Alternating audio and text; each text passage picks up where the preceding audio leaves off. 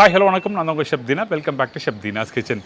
இன்னைக்கு நம்ம கிச்சனில் பார்க்க போது ஒரு சூப்பரான ரெசிபி. அந்த ரெசிபி என்ன கேட்டிங்கன்னா மில்க் பர்ஃபி.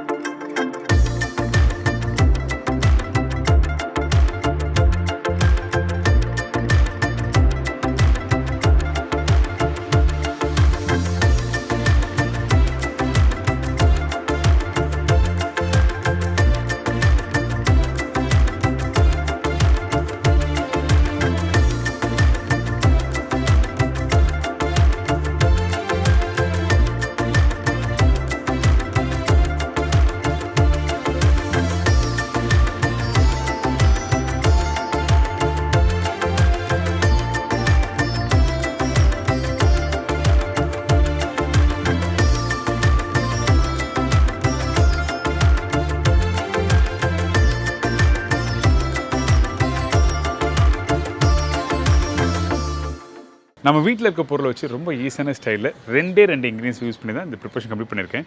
நிறைய பேருக்கு வந்து வீட்டில் பண்ணும்போது எனக்கு அந்த பொருளில் இந்த பொருளில் இந்த ரெசிபி பார்த்து நம்ம வீட்டில் பண்ண முடியலையே சொல்லிட்டு நிறைய பேர் வருத்தப்படுவீங்களே. அப்படிலாம் இல்லை, ரொம்ப ஈஸி. மில்க் பவுடர் வீட்டில் இருக்கும், பாலும் வீட்டில் இருக்குது, சக்கரை இருக்குது. இந்த மாதிரி இன்க்ரீடியன்ஸ் வச்சா இந்த மில்க் பர்ஃபி எப்படி பண்ணுறது பார்க்க போகிறோம்.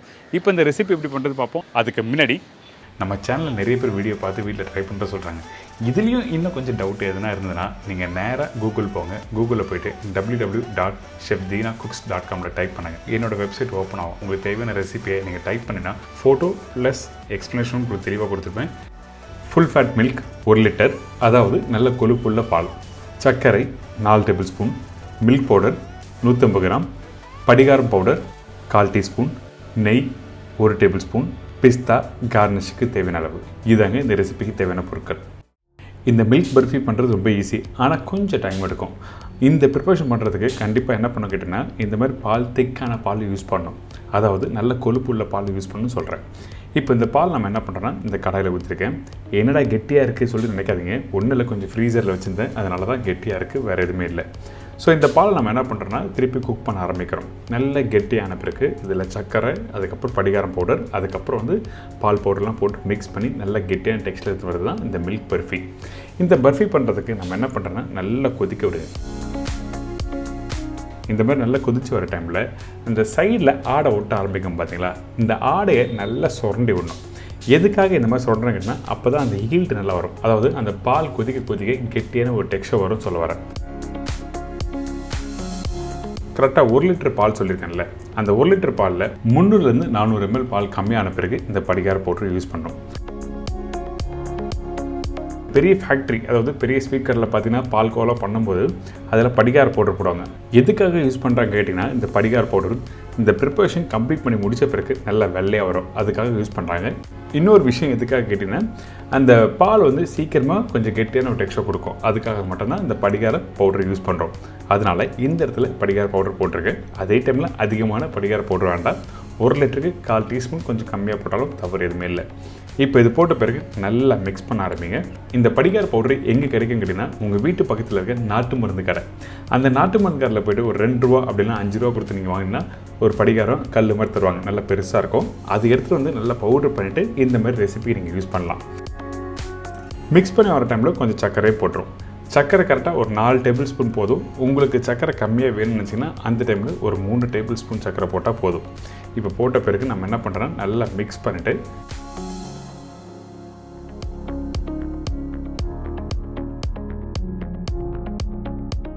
இப்போ பார்த்தீங்களா அந்த படிகார பவுடர் போட்ட பிறகு கொஞ்சம் நல்லா வெள்ளையாக இருக்கா. இதை அப்படி குக் பண்ண நல்லா க்ரீம் மாதிரி டெக்ஸ்டர் நல்லா வந்திருக்கு. அதுக்கப்புறம் அந்த ஆடை பார்த்தீங்களா அந்த பாலோடு சேர்ந்து இருக்கும். இந்த மாதிரி தான் வீட்டில் பண்ணும்போது வரணும். இந்த ப்ரிப்பரேஷன் பண்ணுறதுக்கு ரொம்ப ஈஸியான இன்க்ரீடியன்ஸாக யூஸ் பண்ணியிருக்கேன், ஆனால் குறைஞ்சபட்சம் ஒரு 30 to 40 நிமிஷம் டைம் எடுக்கும் இந்த ப்ரிப்பரேஷன் கம்ப்ளீட் பண்ணுறதுக்கு.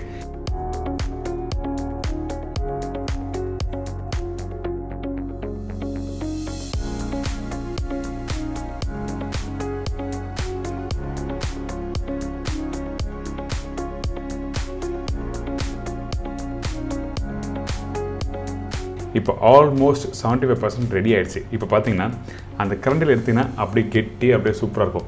இந்த ஸ்டேஜில் எடுத்து நீங்கள் சாப்பிட்டீங்கன்னா ரொம்ப சூப்பராக இருக்கும். நீங்கள் வீட்டில் பண்ணும்போது நீங்கள் செக் பண்ணி பார்க்கலாம்.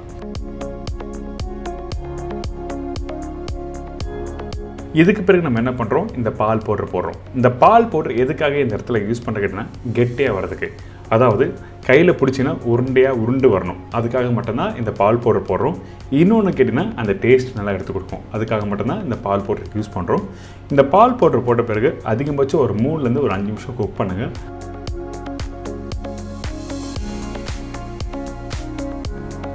நெய் கொஞ்சமாக போடுறோம். இந்த நெய் எதுக்காகனா அந்த மாய்ஸ்டர் கண்ட்ரோல் கொடுக்கும், அதாவது அந்த ஈரப்பதம் கொடுக்கும். அதுக்காக மட்டும்தான் இந்த நெய் யூஸ் பண்ணியிருக்கேன். இப்போ நல்லா ரெடி ஆகிடுச்சுல, ரெடியானதை அப்படியே ஒரு ட்ரேயில் போட்டு செட் பண்ண போகிறோம்.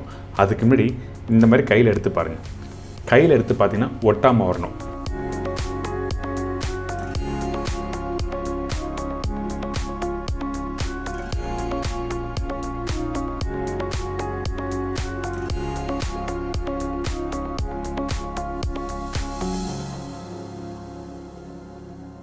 இதுக்கப்புறம் நம்ம என்ன பண்ணுறோம், இந்த மாதிரி ட்ரேயில் கொஞ்சோண்டு கீ அப்ளை பண்ணுங்கள். எதுக்காக கேட்டிங்கன்னா அந்த மில்க் பர்ஃபி செட் பண்ணி கட் பண்ண போகிறோம். அதுக்காக இந்த ட்ரேயில் கீ அப்ளை பண்ணியிருக்கேன்.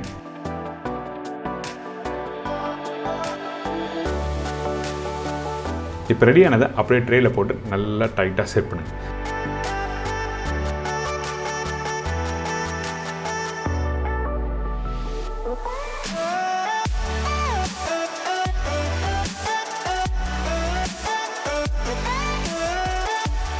செட் பண்ணி முடித்த பிறகு கொஞ்சமாக கார்னிஷ்காக பிஸ்தா போட்டுருக்கேன்.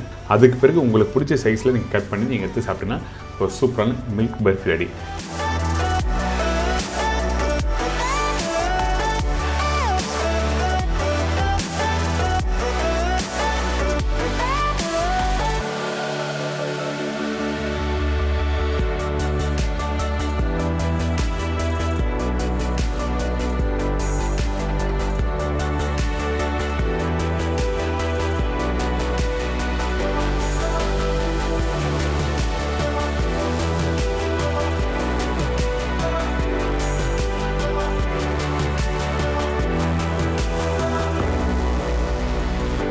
இன்றைக்கி நம்ம சேனலில் ஒரு அருமையான ஸ்டைலில் மில்க் பர்ஃபி எப்படி பண்ண சொல்லி கொடுத்துருக்கேன். கண்டிப்பாக ட்ரை பண்ணி பாருங்கள். ரொம்ப ஈஸியான ப்ரிப்பரேஷன் தான். என்ஜாய் பண்ணுங்கள் இந்த தீபாவளிக்கு.